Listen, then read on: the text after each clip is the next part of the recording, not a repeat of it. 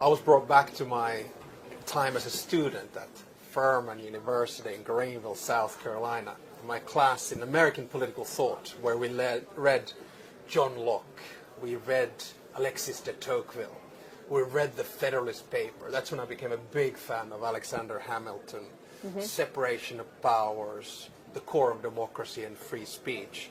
I believe that free speech is the core of any democratic society, and I'm proud to say that my country is quite high up in the rankings of free speech. And I do agree with Vice President Vance that free speech needs to be the core of what we do, who we are, and our values. Then we might have slightly different views on how it is conducted, but that's part of free speech. But how does it make you feel when one of your closest allies is telling you off, really?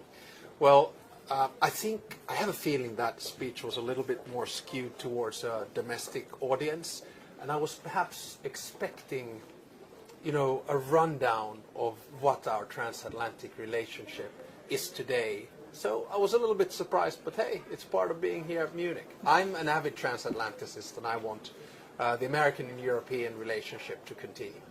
President Macron described the arrival of Donald Trump at the White House as an electroshock for the bloc. Would you agree with that?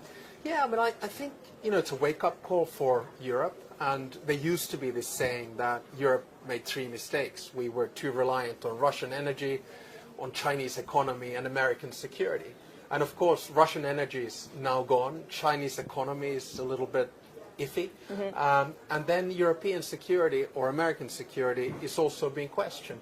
I think he's right on two accounts. One, Europe needs to take more responsibility of its own security and defense. And two, Europe needs to hike up its defense expenditure. The way in which he expresses it is perhaps a little bit less diplomatic than we're used to, but I think in substance he's right. So how do you put Europe once again at the table for these key discussions in the global order? There's a lot of question marks as to whether Europe has lost its relevance, really. So how do you tackle this? Well, it depends on the direction in which the world goes. If we go towards a Yalta world, where the big powers of spheres of interest, say, Russia, China, and the US carves up, then I think Europe has to basically huddle up and regionalize and focus on itself. But if we go more towards a multilateral order, our job is to convince the United States that if it wants to maintain its status as a superpower, it needs allies. And the closest allies, both interest and value-based, actually come from Europe. I think the world is in a flux now. It's our 1918, 1945, or 1989 moment. So we know the world order, balance, and dynamics are basically changing. And I think it'll take about 10 years for them to settle. Yeah. And I think it's very important for Europe and the United States to stick together, even though there are right now differences of opinion. Given those differences of opinion, where should you look to forge new relationships? I'm wondering whether we're actually going to see Europe shifting slightly closer to China, given these pressures from the United States. If we look at security, that's not going to happen. If we look at politics and values, that's not going to happen.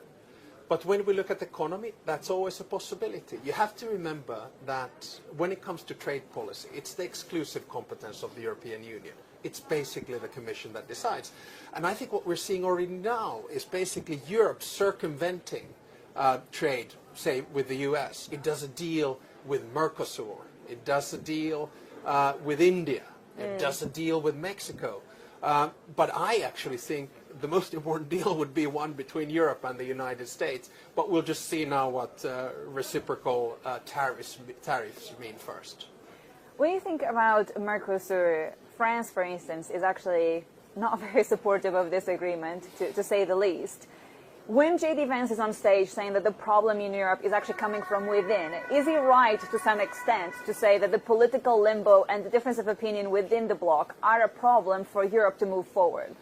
Well, I actually think I've never seen the European Union more united than we have been, say, since 2016, on Brexit, on COVID, on Russia's war of aggression in Ukraine, or detaching ourselves from Russian energy, on providing sanctions.